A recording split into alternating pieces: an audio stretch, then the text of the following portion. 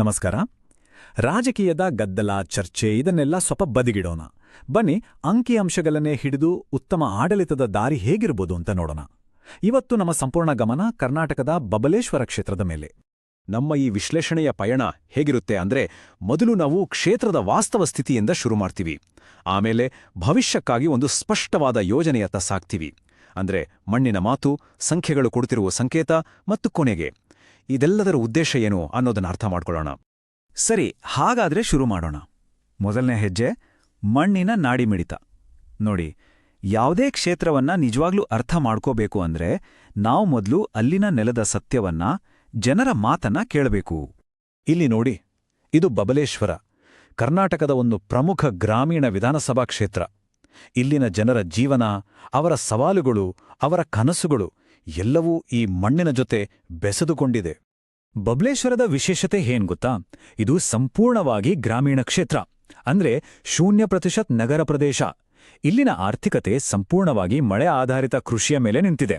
ಹಾಗಾಗಿ ತೀವ್ರವಾದ ಬರಗಾಲದ ಅಪಾಯ ಇಲ್ಲಿ ಯಾವಾಗ್ಲೂ ಇರುತ್ತೆ. ಇನ್ನು ಜನಸಂಖ್ಯೆ ವಿಷಯಕ್ಕೆ ಬಂದ್ರೆ ಸುಮಾರು 19% ಪರಿಷ್ಠ ಜಾತಿಯವರಿದ್ದಾರೆ. ಜೊತೆಗೆ ಲಿಂಗಾಯತ ಮತ್ತು ಕುರುಬ ಸಮುದಾಯಗಳು ಕೂಡ ನಿರ್ಣಾಯಕ ಪಾತ್ರ ವಹಿಸ್ತವೆ. ಈಗ ಈ ಸಂಖ್ಯೆಯನ್ನ ಸ್ವಲ್ಪ ಗಮನವಿಟ್ಟು ನೋಡಿ. 100ಕ್ಕೆ 65.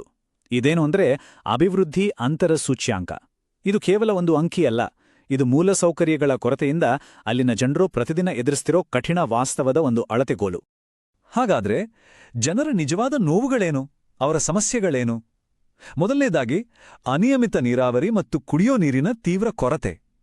ರಸ್ತೆಗಳೆಲ್ಲ ಹಳ್ಳಗುಂಡಿಗಳಿಂದ ತುಂಬಿ ಹೋಗಿವೆ ಅನ್ನೋದು ಸಾಮಾನ್ಯ ದೂರು. ವಿದ್ಯುತ್ ಯಾವಾಗ ಬರುತ್ತೆ, ಯಾವಾಗ ಹೋಗುತ್ತೆ ಅಂತ ಗೊತ್ತಾಗಲ್ಲ. ಪಿಂಚಣಿ ತಡವಾಗಿ ಬರುತ್ತೆ, ಮನೆ ಕಟ್ಟೋ ಯೋಜನೆಗಳು ಅರ್ಧಕ್ಕೆ ನಿಂತಿವೆ. ಎಲ್ಲಕ್ಕಿಂತ ದೊಡ್ಡ ಚಿಂತೆ ಅಂದ್ರೆ ಯುವಕರಿಗೆ ಕೃಷಿ ಬಿಟ್ಟು ಬೇರೆ ಉದ್ಯೋಗಗಳೇ ಇಲ್ಲ ಅನ್ನೋದು. ಸರಿ, ಜನರ ಈ ನೋವು, ಈ ನಿರಾಸೆ ಇದೆಲ್ಲ ಮತಪೆಟ್ಟಿಗೆಯಲ್ಲಿ ಸಂಖ್ಯೆಗಳಾಗಿ ಹೇಗೆ ಕಾಣಿಸುತ್ತೆ ಅದನ್ನ ಈಗ ನೋಡೋಣ. ಈ ಹತಾಶೆ ಮತದಾನದಲ್ಲಿ ಹೇಗೆ ವ್ಯಕ್ತವಾಗಿದೆ? ಮೊದಲನೇ ಮತ್ತು ಅತ್ಯಂತ ಸ್ಪಷ್ಟವಾದ ಸಂಕೇತ ಇಲ್ಲಿದೆ.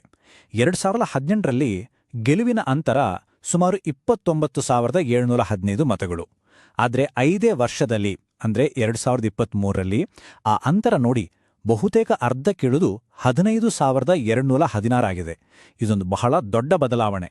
ಅಷ್ಟೇ ಅಲ್ಲ, 2018ರಿಂದ 2023ರ ನಡುವೆ ಮತ ಹಂಚಿಕೆಯಲ್ಲಿ ಒಂದು ಗಮನಾರ್ಹ ಬದಲಾವಣೆ ಆಗಿದೆ. ಸುಮಾರು 5.4% ಮತಗಳು ಪ್ರತಿಸ್ಪರ್ಧಿ ಕಡೆಗೆ ವರ್ಗಾವಣೆಗೊಂಡಿದೆ. ಇದು ಏನು ತೋರಿಸುತ್ತೆ ಅಂದ್ರೆ ಪ್ರತಿಸ್ಪರ್ಧಿ ನಿಧಾನವಾಗಿ ನೆಲೆಯನ್ನ ಗಳಿಸ್ತಿದ್ದಾರೆ. ಇನ್ನೊಂದು ಅತಿ ಮುಖ್ಯವಾದ ವಿಷಯವನ್ನ ನಾವಿಲ್ಲಿ ಗಮನಿಸಬೇಕು. ಮತದಾನದ ಪ್ರಮಾಣ 81%ರಿಂದ 82%ಗಿಂತ ಹೆಚ್ಚಾಗಿದೆ. ಇದರ ಅರ್ಥ ಜನ ಸುಮ್ನಾಗಿದ್ದಾರೆ ಅಂತಲ್ಲ, ಬದಲಿಗೆ ತಮ್ಮ ಧ್ವನಿಯನ್ನ ಆಡಳಿತ ವ್ಯವಸ್ಥೆ ಕೇಳಲೇಬೇಕು ಅಂತ ಹೆಚ್ಚು ಸಕ್ರಿಯವಾಗಿ ಆಗ್ರಹಿಸುತ್ತಿದ್ದಾರೆ ಅನ್ನೋದಕ್ಕೆ ಇದೊಂದು ಸ್ಪಷ್ಟ ಸಂಕೇತ. ಈ ಹೆಚ್ಚಿದ ಮತದಾನವನ್ನ ನಾವು ಕೇವಲ ಅಂಕಿಅಂಶವಾಗಿ ನೋಡಬಾರ್ದು. ಇದು ನಮ್ಮ ಪ್ರಜಾಪ್ರಭುತ್ವದ ಮೂಲತತ್ವ. ಪ್ರತಿಯೊಬ್ಬ ಪ್ರಜೆಗೂ ಮಾಹಿತಿಪೂರ್ಣವಾಗಿ, ಜವಾಬ್ದಾರಿಯುತವಾಗಿ ತನ್ನ ಅಭಿಪ್ರಾಯವನ್ನ ವ್ಯಕ್ತಪಡಿಸುವ ಹಕ್ಕಿದೆ. ಆ ಹಕ್ಕನ್ನ ಜನರು ಚಲಾಯಿಸುತ್ತಿದ್ದಾರೆ. ಪ್ರತಿ ಮತವೂ ಇಲ್ಲಿ ಘನತೆಯ ಒಂದು ಅಭಿವ್ಯಕ್ತಿ. ಸರಿ, ಈ ಸಂಖ್ಯೆಗಳಾಯಿತು. ಈಗ ಈ ಸಂಖ್ಯೆಗಳ ಹಿಂದಿರೋ ವ್ಯವಸ್ಥಿತ ಕಾರಣಗಳೇನು ಅಂತ ಸ್ವಲ್ಪ ಆಳವಾಗಿ ನೋಡೋಣ. ಇಲ್ಲಿ ನಮ್ಮ ಗಮನ ಯಾವುದೇ ವ್ಯಕ್ತಿಗಳ ಮೇಲಲ್ಲ, ಬದಲಾಗಿ ಆಡಳಿತ ವ್ಯವಸ್ಥೆಯ ಮೇಲಿರುತ್ತೆ. ನಮ್ಮ ವಿಶ್ಲೇಷಣೆಯ ಪ್ರಕಾರ ಮತದಾರರ ಈ ಅಸಮಾಧಾನಕ್ಕೆ ಮುಖ್ಯವಾಗಿ 3 ಮೂಲಭೂತ ಕಾರಣಗಳಿವೆ. 1. ಕಲ್ಯಾಣ ಯೋಜನೆಗಳ ಬಗ್ಗೆ ಹುಟ್ಟಿರೋ ಆಯಾಸ. 2. ಅಭಿವೃದ್ಧಿಯಲ್ಲಿ ಕಾಣುತ್ತಿರೋ ಅಂತರ. ಮತ್ತು 3. ಉದ್ಯೋಗದ ತೀವ್ರ ಬಿಕ್ಕಟ್ಟು. ಈ ವೆಲ್ಫೇರ್ ಫಟೀಗ್ ಅಂದ್ರೆ ಏನು, ಅಥವಾ ಕಲ್ಯಾಣ ಯೋಜನೆಗಳ ಮೇಲಿನ ಆಯಾಸ ಅಂದ್ರೆ ಏನು? ಸರಳವಾಗಿ ಹೇಳೋದಾದ್ರೆ, ಸರ್ಕಾರ ಕೊಡುವ ಭರವಸೆಗಳು ಮತ್ತು ನೆಲದ ಮೇಲಿನ ವಾಸ್ತವದ ನಡುವೆ ಇರೋ ದೊಡ್ಡ ಅಂತರ. ನಾವಾಗ್ಲೇ ನೋಡಿದ ಹಾಗೆ ತಡವಾಗಿ ಬರುವ ಪಿಂಚಣಿ, ಅರ್ಧಕ್ಕೆ ನಿಂತ ಮನೆಗಳು ಮತ್ತು ಸರಿಯಾಗಿ ತಲುಪದ ಸೌಲಭ್ಯಗಳು ಇವೆಲ್ಲವೂ ಜನರ ನಂಬಿಕೆಯನ್ನ ನಿಧಾನವಾಗಿ ಸವಿಸುತ್ತೆ. ಇದನ್ನೇ ನಾವು ವೆಲ್ಫೇರ್ ಫಟೀಗ್ ಅಂತ ಕರೆಯೋದು. ಹಾಗಾದ್ರೆ ಈ ಎಲ್ಲ ಸಮಸ್ಯೆಗಳ ಮೂಲ ಎಲ್ಲಿದೆ? ಆಡಳಿತದ ಚೌಕಟ್ನಲ್ಲೂ ಎಲ್ಲಿದೆ ತಪ್ಪು? ನೋಡಿ, ಮೇಲಿಂದ ಯೋಜನೆಗಳ ಘೋಷಣೆಯಾಗುತ್ತೆ, ಆದೇಶ ಬರುತ್ತೆ, ಆದರೆ ತಾಲೂಕು ಮಟ್ಟದಲ್ಲಿ ಅದರ ಅನುಷ್ಠಾನ ತುಂಬಾನೇ ನಿಧಾನವಾಗುತ್ತೆ. ಈ ಸ್ಥಳೀಯ ಮಟ್ಟದ ಆಡಳಿತ ವೈಫಲ್ಯವೇ ಬಹುತೇಕ ಸಮಸ್ಯೆಗಳಿಗೆ ಮುಖ್ಯ ಕಾರಣ. ಬಬಲೇಶ್ವರದ ಸವಾಲುಗಳನ್ನು ಅರ್ಥ ಮಾಡ್ಕೊಂಡ್ವಿ. ಈಗ ಇದೇ ಥರದ ಸವಾಲುಗಳನ್ನು ಬೇರೆ ಕ್ಷೇತ್ರಗಳು ಹೇಗೆ ಎದುರಿಸಿವೆ ಅಂತ ನೋಡೋಣ. ಅಂದ್ರೆ ಯಶಸ್ವಿ ಮಾದರಿಗಳಿಂದ ಕಲಿಯಲು ಪಕ್ಕದ ಕ್ಷೇತ್ರಗಳತ್ತ ಒಂದು ನೋಟ ಹರಿಸೋಣ. ಅಲ್ಲಿಂದ ನಾವೇನ್ ಪಾಠ ಕಲಿಬಹುದು? ಉದಾಹರಣೆಗೆ ನೋಡಿ, ಪಕ್ಕದ ಬಿಜಾಪುರ ನಗರದಲ್ಲಿ ಯುವಕರನ್ನು ನೇರವಾಗಿ ತಲುಪುವುದು ಮತ್ತು ಸಂಪರ್ಕವನ್ನ ಗಟ್ಟಿ ಮಾಡ್ಕೊಳ್ಳೋ ತಂತ್ರ ಯಶಸ್ಸು ಕಂಡಿದೆ. ಇನ್ನೊಂದು ಕಡೆ ಬಳ್ಳಾರಿ ಗ್ರಾಮಾಂತರದಲ್ಲಿ ಸ್ಥಳೀಯ ಸಮುದಾಯದ ಮುಖಂಡರ ಜೊತೆ ಮೈತ್ರಿ ಮಾಡ್ಕೊಂಡಿದ್ದು ಫಲ ಕೊಟ್ಟಿದೆ. ಇದರಿಂದ ನಮ್ಗೇನ್ ಗೊತ್ತಾಗುತ್ತೆ? ಒಂದೇ ಅಳತೆ ಎಲ್ರಿಗೂ ಸರಿಹೊಂದಲ್ಲ. ಪ್ರತಿಯೊಂದು ಕ್ಷೇತ್ರಕ್ಕೂ ತನ್ನದೇ ಆದ, ಅಲ್ಲಿನ ಪರಿಸ್ಥಿತಿಗೆ ತಕ್ಕ ಹಾಗೆ ಒಂದು ವಿಶಿಷ್ಟ ಕಾರ್ಯತಂತ್ರ ಬೇಕೇ ಬೇಕು. ಇಲ್ಲಿಯವರೆಗೂ ನಾವು ಸಮಸ್ಯೆಯ ವಿಶ್ಲೇಷಣೆ ಮಾಡಿದ್ದೀವಿ. ಈಗ ಬಹುಮುಖ್ಯವಾದ ಭಾಗಕ್ಕೆ ಬರೋಣ, ಪರಿಹಾರ. ಅಂಕಿಅಂಶಗಳ ಆಧಾರದ ಮೇಲೆ ಒಂದು ಸ್ಪಷ್ಟವಾದ ಕಾರ್ಯರೂಪಕ್ಕೆ ತರಬಹುದಾದ ಅಭಿವೃದ್ಧಿಯ ನೀಲನಕ್ಷೆಯನ್ನು ನೋಡೋಣ. ಜನರ ನೋವಿಗೆ ನೇರವಾಗಿ ಸ್ಪಂದಿಸುವ ಅತಿ ಹೆಚ್ಚು ಪರಿಣಾಮ ಬೀರಬಲ್ಲ 3 ಯೋಜನೆಗಳನ್ನು ಗುರುತಿಸಲಾಗಿದೆ. 1. ಎಲ್ಲಾ ಕಾಲದಲ್ಲೂ ಬಳಸಬಹುದಾದ ಗ್ರಾಮೀಣ ರಸ್ತೆಗಳು. 2. ಪ್ರತಿ ಮನೆಗೂ ನಲ್ಲಿ ಮೂಲಕ ಶುದ್ಧ ಕುಡಿಯುವ ನೀರು. ಮತ್ತು 3. ಸ್ಥಳೀಯ ಕೃಷಿ ಉತ್ಪನ್ನಗಳನ್ನೇ ಬಳಸಿಕೊಂಡು ಒಂದು ಸಂಸ್ಕರಣಾ ಘಟಕ ಹಾಗೂ ಕೌಶಲ್ಯ ಕೇಂದ್ರ ಸ್ಥಾಪಿಸುವುದು. ಮೊದಲಿಗೆ ಸರ್ವಋತು ರಸ್ತೆ ಯೋಜನೆಯನ್ನೇ ತಗೊಳ್ಳೋಣ. ಅಂದಾಜು ವೆಚ್ಚ ಸುಮಾರು 12 ಕೋಟಿ ರೂಪಾಯಿ. ಇದನ್ನ ಪೂರ್ಣಗೊಳಿಸಲು ಬೇಕಿರೋದು 2 ವರ್ಷ.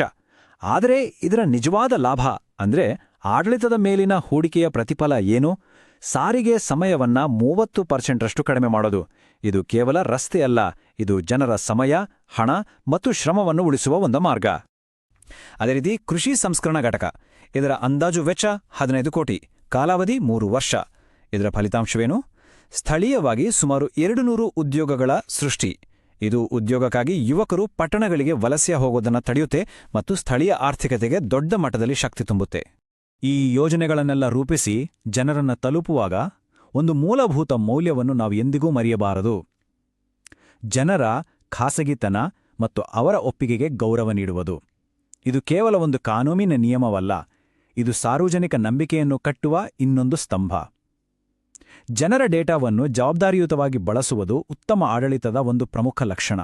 ಸರಿ, ನಾವೀಗ ನಮ್ಮ ವಿಶ್ಲೇಷಣೆಯ ಅಂತಿಮ ಘಟ್ಟಕ್ಕೆ ಬಂದಿದ್ದೇವೆ. ದೊಡ್ಡ ಭರವಸೆಗಳಿಂದ ದೂರ ಸರಿದು ಅಂಕಿಅಂಶಗಳನ್ನು ಬಳಸಿಕೊಂಡು ಜನರ ಘನತೆಯನ್ನ ಹೆಚ್ಚಿಸುವ ನಾಯಕತ್ವದತ್ತ ಸಾಗುವುದು ಹೇಗೆ ಅನ್ನೋದನ್ನು ನೋಡೋಣ. ನೋಡಿ, ಎಚ್ಚರಿಕೆ ಸಂದೇಶ ಸ್ಪಷ್ಟವಾಗಿದೆ. ತಳಮಟ್ಟದ ಸಂಕೇತಗಳನ್ನು, ಜನರ ಮಾತನ್ನು ನಿರ್ಲಕ್ಷಿಸಿದರೆ ಅದು ರಾಜಕೀಯ ವೈಫಲ್ಯಕ್ಕೆ ನೇರ ದಾರಿ.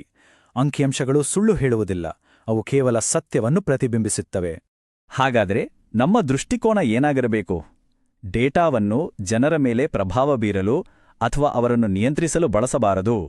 ಬದಲಾಗಿ ಅವರ ಬದುಕನ್ನು ಉನ್ನತೀಕರಿಸಲು, ಅವರ ಸಮಸ್ಯೆಗಳನ್ನು ಬಗೆಹರಿಸಲು ಬಳಸುವ ನಾಯಕತ್ವ ಬೇಕು. ಆಗ ಮಾತ್ರ ಚುನಾವಣೆಗಳು ಉತ್ತಮ ಆಡಳಿತವನ್ನು ರೂಪಿಸುವ ಒಂದು ಇಂಜಿನಿಯರಿಂಗ್ ಪ್ರಕ್ರಿಯೆಯಾಗುತ್ತವೆ. ಜನಕೇಂದ್ರಿತ ನಾಯಕತ್ವದ ಮೂಲಕ ತಮ್ಮ ಕ್ಷೇತ್ರವನ್ನು ಉನ್ನತೀಕರಿಸಬೇಕು ಎನ್ನುವ ಆಸಕ್ತಿ ಇದ್ರೆ ಇಲ್ಲಿರುವ ಮಾಹಿತಿಯನ್ನು ಗಮನಿಸಬಹುದು. If you want to become a people-centric leader and uplift your constituency, get in touch with Blueprint Strategies at mgr@blueprintstrategies.ai or call 080-4204-1602. Purpose Beyond